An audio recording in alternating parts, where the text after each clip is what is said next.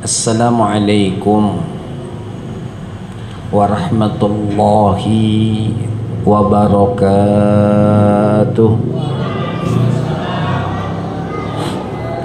Bismillahirrahmanirrahim. Alhamdulillah alladzi an'ama alaina bi ni'matil imani wal islam wa asbagha alaina ni'amahu zahiran wa batinan fi mamaril layali wal ayam. Asyhadu an la ilaha illallah al-mun'imu 'alal ibad wa asyhadu anna Muhammadan abduhu wa rasuluh al-mawsufu bimakarimil akhlaqi wa 'abidil 'ubbad. Allahumma sholli wa sallim ala sayyidina Muhammadin wa ala alihi wa ashabihil amjad. Amma ba'du, yang sama-sama kita hormati dan kita muliakan pimpinan daripada Masjid Jami' Riyadul Abidin Al-Mukarram Al-Ustaz Haji Ahmad Zarkasi bin Al-Mukarram Al-Ustaz Haji Ahmad Sanusi bin Kiai Haji Mursyahid beserta seluruh jajarannya, para asatiz wal ustadzat, hadirin wal hadirat, bapak ibu jamaah yang mohon maaf tidak saya sebutkan satu persatu, tapi insya Allah tidak mengurangi mahabbah dan takzim saya untuk yang hadir malam hari ini. Alhamdulillah, kita bersyukur kehadirat Allah Subhanahu wa Ta'ala, di mana malam hari ini dengan izin dan nikmat Allah kita bisa berkumpul di salah satu baitun min buyutillah, rumah daripada rumah Allah yang namanya Riyadul Abidin, dan raudhah min riyadil jannah, taman-taman surganya Allah yang ada di permukaan bumi, namanya Majelis Taklim kaum bapak dan ibu setiap Ahad malam. Mudah-mudahan malam hari ini semuanya Allah rekan menjadi satu ibadah yang makbulah dan Allah berkenan memberikan pahala yang sebesar-besarnya. Salawat dan salam teriring selalu keharibaan baginda Nabi besar Muhammad sallallahu alaihi wasallam beserta keluarga dan para sahabat, juga seluruh pengikutnya yang tetap setia hingga akhir zaman. Hadirin wal hadirat rahimakumullah, setiap makhluk pasti ada waktu selesainya hidup, termasuk kita yang hadir di sini dan guru-guru kita yang terpampang foto-foto mulia beliau di hadapan kita. Namun hadirin jamaah rahimakumullah, kalau kita mau lihat lebih dalam lagi akan kematian, kebinasaan, kepunahan, khususnya buat kita manusia, ada perbedaannya. Kalau orang biasa ya meninggal, guru ya meninggal. Cuman kalau orang biasa meninggal dunia, kita diminta oleh Rasulullah untuk jadi nasihat buat diri kita, besok kita meninggal kayak beliau. Kafa bil mauti wa izoh, cukuplah peristiwa kematian itu jadi nasihat penting buat kita, karena kita sama beliau yang udah meninggal, kita bakalan meninggal ya. Jadiin itu ibrah dan pelajaran. Tapi kalau ulama-ulama kita yang meninggal, khususnya yang ada di Masjid Jami' Riyadul Abidin, bedanya di mana? Beliau-beliau ini lentera, beliau-beliau ini cahaya, beliau-beliau ini kan nujum fis sama, seperti bintang-bintang di langit kata Rasulullah. Atau meninggal padam. Makanya dulu ketika meninggalnya baginda Nabi besar Muhammad sallallahu alaihi wasallam, Sayyidina Abu Bakar As-Siddiq radhiyallahu an, Sayyidina Umar bin Khattab radhiyallahu an berkunjung ke kediaman Ummu Aiman. Siapa Ummu Aiman? Ummu Aiman adalah salah satu perempuan yang dekat dengan Rasulullah. Ada yang mengatakan beliau adalah orang tua asuh Rasulullah sallallahu alaihi wasallam, dan beliau dekatnya dengan Rasulullah dengan penuh kasih sayang dan perhatian. Bahkan dalam sebuah keterangan, beliau tuh berani ngomelin negur Rasulullah saking dekatnya. Nah, ketika baginda Rasul sallallahu alaihi wasallam meninggal dunia, ini Sayyidina Abu Bakar dengan Sayyidina Umar berkunjung ke rumahnya Ummu Aiman. Tok tok tok, assalamualaikum, waalaikumsalam. Beliau berdua mendapatkan Ummu Aiman sedang menangis. Lalu beliau ini berdua mengatakan, sudahlah wahai Ummu Aiman, sudahlah. Emang ini sudah takdir Allah, dan ini pasti yang terbaik dari Allah buat baginda Nabi besar Muhammad sallallahu alaihi wasallam. Apa kata Ummu Aiman? Wahai Abu Bakar, wahai Umar, aku nangis ini bukan berarti nggak nerima takdir Allah, ketentuan Allah baginda Rasulullah wafat. Bukan, aku udah terima banget itu. Emang itu udah ketentuan Allah, nggak bisa diintervensi dan nggak bisa ditegak oleh siapapun. Cuman aku menangis, aku sadar betul dengan wafatnya Rasulullah berarti wahyu Allah berhenti. Wafatnya beliau, pengajian berhenti. Kemaksiatan gak berhenti-berhenti. Dosa ngambrak di mana-mana. Emang apa? Lentera-lentera yang begitu indahnya dari Allah lewat wujud-wujud mulia guru-guru kita, satu demi satu padam. Maaf nih, agak sedikit keluar. Di dekat rumah buyeh dan ibu yang kami tempatin, mungkin 3, 4, 5 tahun yang lalu, maaf kalau kurang sopan, itu belum pernah kita lihat orang pakai celana ampe judul ngatas, alias celana sangat pendek perempuan. Kalau sekarang ada.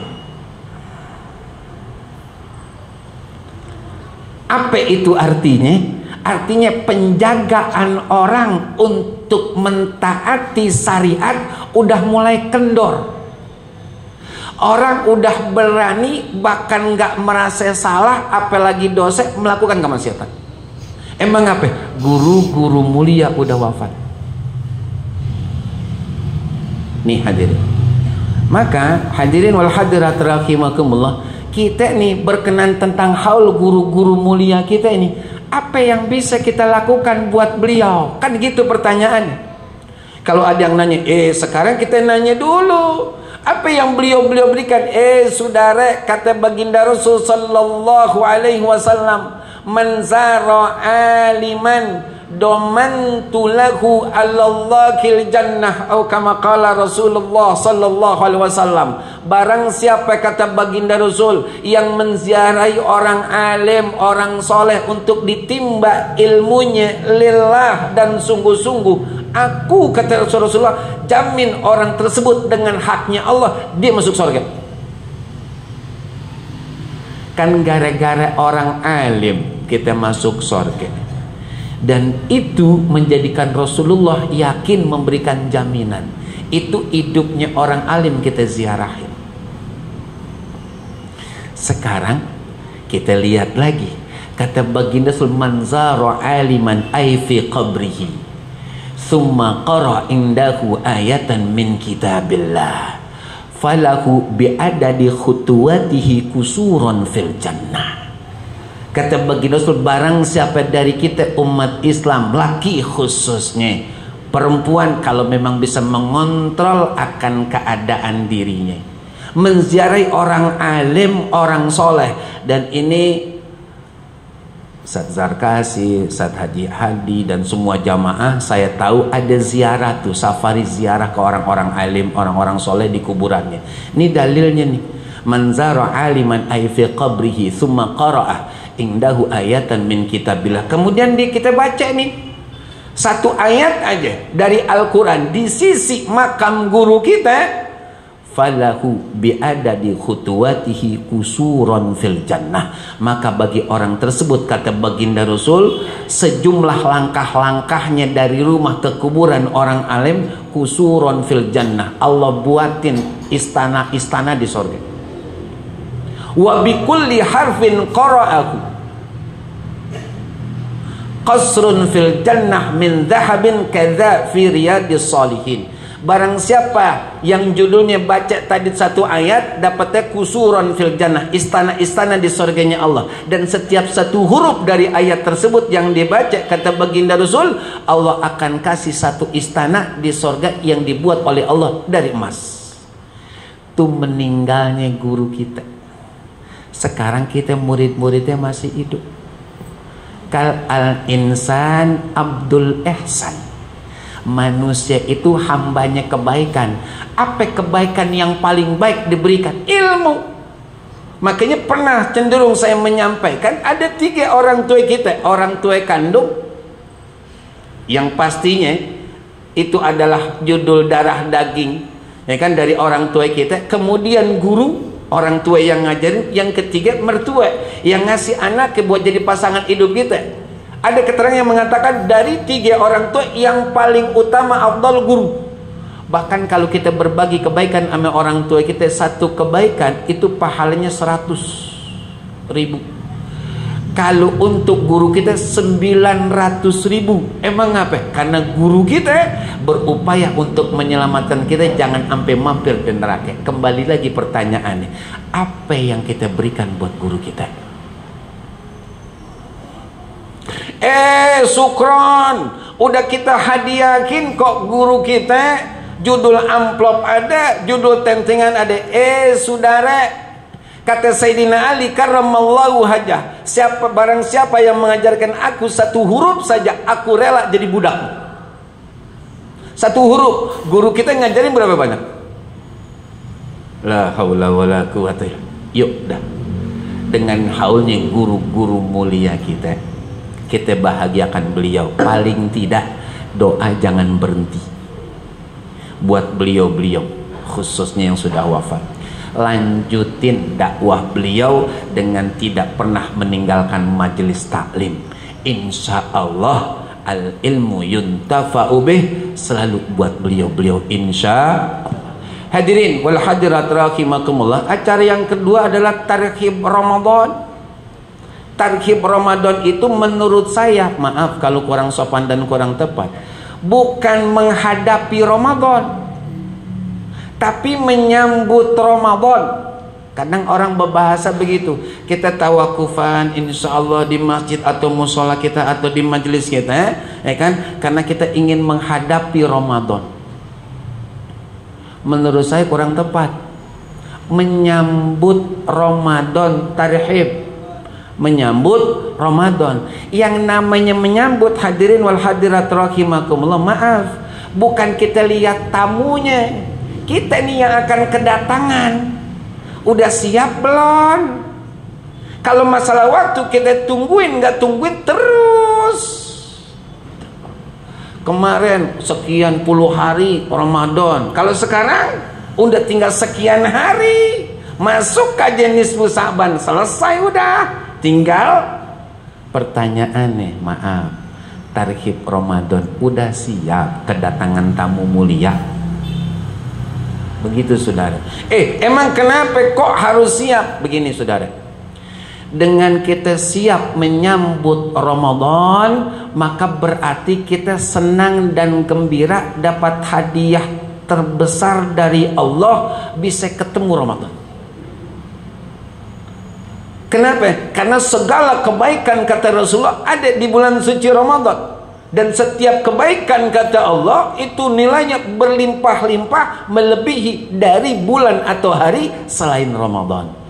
Itu hadirin. Maka persiapan kita paling tidak pertama, ya, minta maaf ame manusia.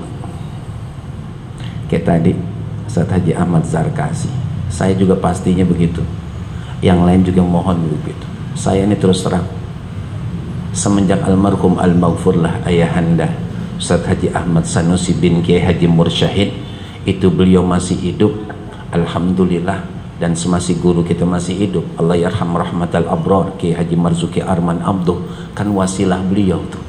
Waktu saya datang kemari ikut hadir, beliau bilang, dah sekarang yang muda dah.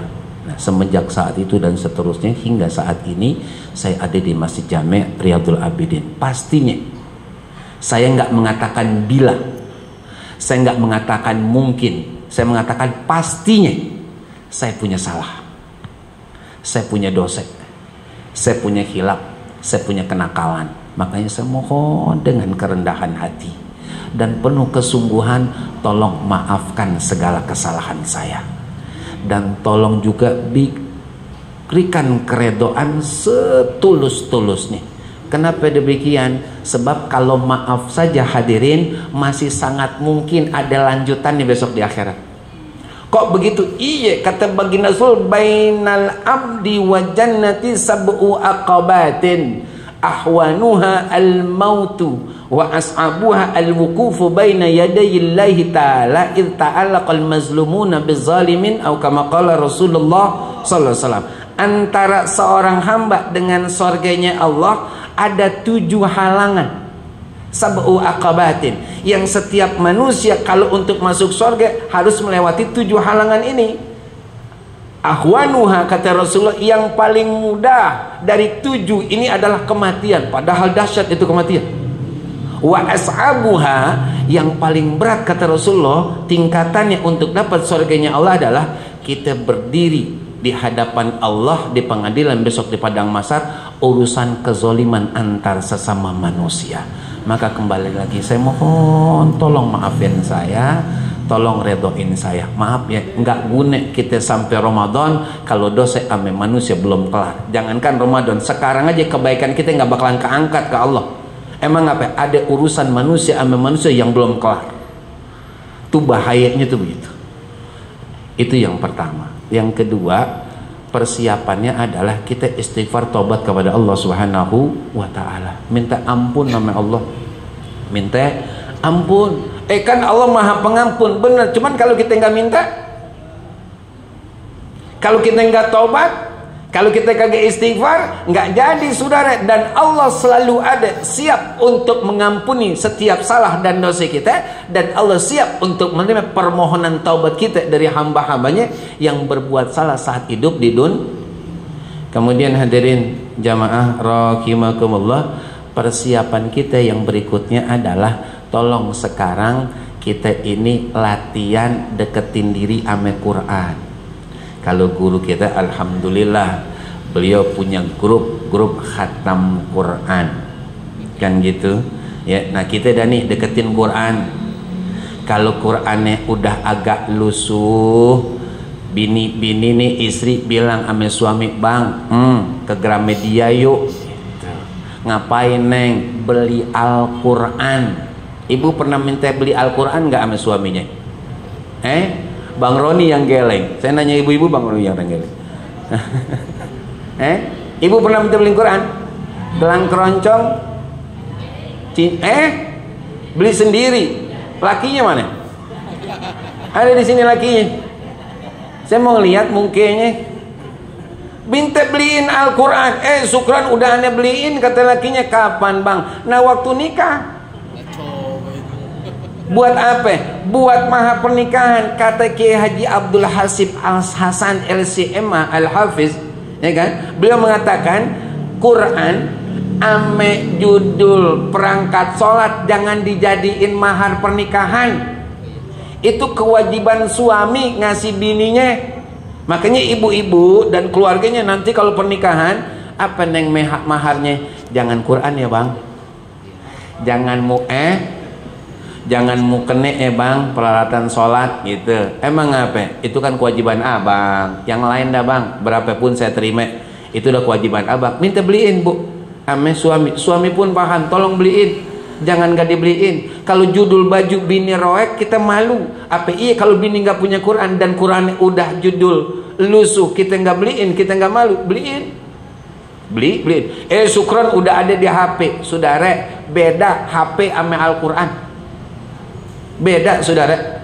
Walaupun judul pahala dapatnya sama, kita baca Al-Quran juga, cuman secara judul keafdolannya minta beliin ibu Quran. Dan sekarang mulai rajin-rajin ngerogoh kantong, biar kita biasa untuk berbagi kebaikan ame orang. Kan di antara judul tujuan utama adanya Ramadan adalah kepedulian terhadap sesama. Mungkin selama ini kalau kita untuk makan itu nggak ada masalah, tapi saudara-saudara kita yang di sebelah sonoan untuk makan susah. Nah, kita dididik oleh Allah lewat Ramadan ngerasain apa yang beliau rasain selama ini. Lapar perutnya, aus tenggorokannya. Maka saat ini yuk dah kita biasain. Jangan tungguin Ramadan. Kadang-kadang ada yang begitu soalnya hadirin wal hadirat rahimakumullah. Mau bayar zakat nungguin Ramadan. Kan repot urusannya. Zakat nungguin Ramadan. Yang namanya kebaikan ajilu, segerain.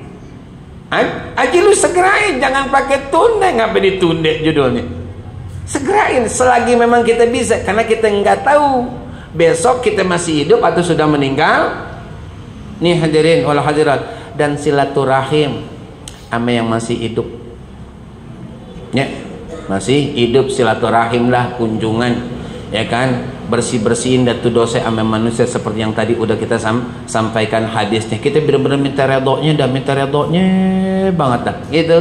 Selesai itu ya alhamdulillah. Udah selesai, berarti tinggal kita mempelajari ilmu puasa. Kok mempelajari ilmu puasa? Kita udah tahu puasa itu bagaimana. Saudara, yang orang biasa itu puasa nahan lapar dan haus, itu puasa orang biasa. Kita tingkatin dong untuk puasa sekarang, insya Allah. Jangan cuma sekedar menahan lapar dan haus doang, tingkatin lagi. Tuh, tingkatin apanya? Agak tinggian dikit, bukan cuma lapar haus doang. Mata, jaga, kuping, jaga. Tuh. Biasanya nih ibu-ibu, tapi bukan ibu-ibu sini sih. Yang sono ibu-ibunya, ya.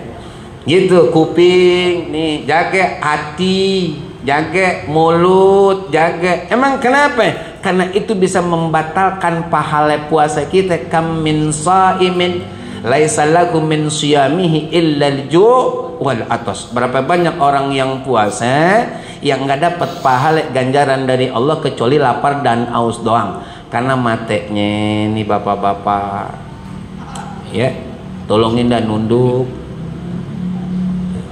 Di rumah juga sama. Saya cenderung mohon maaf menyampaikan begitu. Ibu-ibu kalau udah mulai puasa, tolong apalagi agak siangan dikit tidurnya, tolong ya didobel-dobelin. Dobelin. Sebab kalau tidur kan gocan. Tahu gocan? Ladak sunung sini gitu, ya kan? Kalau dia kesingkap masih ada yang nutupin. Ada yang kesingkap lagi mas, terakhir banget legging, pakai legging, jadi aurat ibu nggak nampak. Syukron nggak apa-apa laki kita, emang laki kita, ibu bininya, cuman kan lagi puasa. Kalau laki memandang dengan nafsu, maka pahalanya nggak dapat, cuman lapar ame aus doang, kan sang sayang. Makanya ibu mau jadi istri yang soleha gak? Belum kedengeran. Jadi istri yang soleha gak? Belum kedengeran. Jadi istri yang soleha gak? Ngambek apa beneran nih? Nah begini bu, ini saya ulang nih bu ya. Tolong besok mulai awal Ramadan sampai akhir Ramadan, malam pertama sampai malam takbiran, sebelum masak sayur ngangetin jengkol kata Bang Rahmat ya. Tanyain laki ada yang mau diangetin enggak? Tanyain lah, padahal pengen beliau-beliau. Iya Allah, syukron udah tua usianya. Ya tak ya nggak percaya. Tanda ngobrol di rumah bener bang. Nanya dah. Tanyain tuh, tawarin lakinya, bang, ngapain yang bangunin? Emang udah mau sahur? Belum sih bang, masih jauh. Emang mau ngapain? Enggak, nanyain doang. Abang ada yang mau diangetin enggak? Soleha dah. Mau gak begitu? Tuh kan tadi aja dikata ini mau, sekarang aja ogah. Itu penting loh bu. Mohon maaf nih, penting gitu. Emang kenapa? Itu haknya laki. nggak boleh ditahan-tahan. Laki kan kalau udah kepengen nggak kenal waktu. Nggak kenal waktu. Ya, itu saya minta tolong, jadi pelajarin lagi berkenan tentang ibadah puasa. Amet tolong juga masalah zakat fitrahnya. Ya, udah jangan ikutin yang lain dah. Kita zakat fitrahnya dengan beras dah, jangan pakai duit ya. Kalau boleh minta nih saya, ya pakai beras dah. Aman, insya Allah aman. Dan kalau anak kita udah balik, ya, kalau kita mau bayarin zakatnya, tolong kita ngobrol sama anak kita untuk minta izin. Sebab kalau kita nggak izin, kita langsung bayar, ini sebagai orang tua khawatir zakat fitrahnya nggak sah. Karena dia udah punya hak untuk menentukan sendiri mau judulnya bayar sendiri ataupun dibayarin. Nah intinya kita orang tua nanyain anak kita, insya Allah. Hadirin wal hadirat rahimakumullah, nggak layak seberpanjang kalam. Ini udah jam 20 lewat 1 menit. Intinya yuk mulai saat ini dengan kita tawakuf, berarti 3 pekan ke depan insya Allah kita nggak ada taklim di Masjid Jami' Riyadul Abidin, ya. Itu berarti ada kekosongan pahala kita. Nah ini jangan sampai kita kosong-kosong banget. Tolongin isi, di mana masih ada majelis taklim berangkat, di mana ada majelis taklim berangkat. Jangan ya biasanya di Riyadul Abidin nih, ya kan, pekan pertama sama pekan ketiga nih udah tawakuf, berarti kita ngaji udah ada selonjoran di rumah. Jangan pergi berangkat. Mau kemana bang? Ngaji. Kan dia udah udah tutup tempat yang lain, izin ngaji. Itu ya penting, karena memang kita begitu hadirin, minal mahdi ilal lahdi, dari buayan sampai liang lahat. Baik hadirin jamaah rahimakumullah, kita baca Fatihah. Kita mohon sangat hanya kepada Allah Subhanahu wa taala. Mudah-mudahan dosa-dosa kita, dosa orang tua, kakek nenek, guru, keluarga, juga mertua, baik yang masih hidup ataupun yang sudah meninggal dunia, senantiasa mendapatkan ampunan Allah Subhanahu wa taala, termasuk wabil khusus guru-guru kita yang terpampang foto dan juga sejarah beliau ada di Masjid Jami' Riyadul Abidin ini. Mudah-mudahan doa-doa kita diijabah, dikabul oleh Allah Subhanahu wa taala. Kita bersama keluarga kita diberikan panjang umur oleh Allah dalam taat dan tunduk akan perintah Allah Subhanahu wa taala, diberikan kesehatan juga untuk ibadah, dan disampaikan kepada Ramadan untuk mendapatkan kemuliaan dan takwa dari Allah Subhanahu wa taala.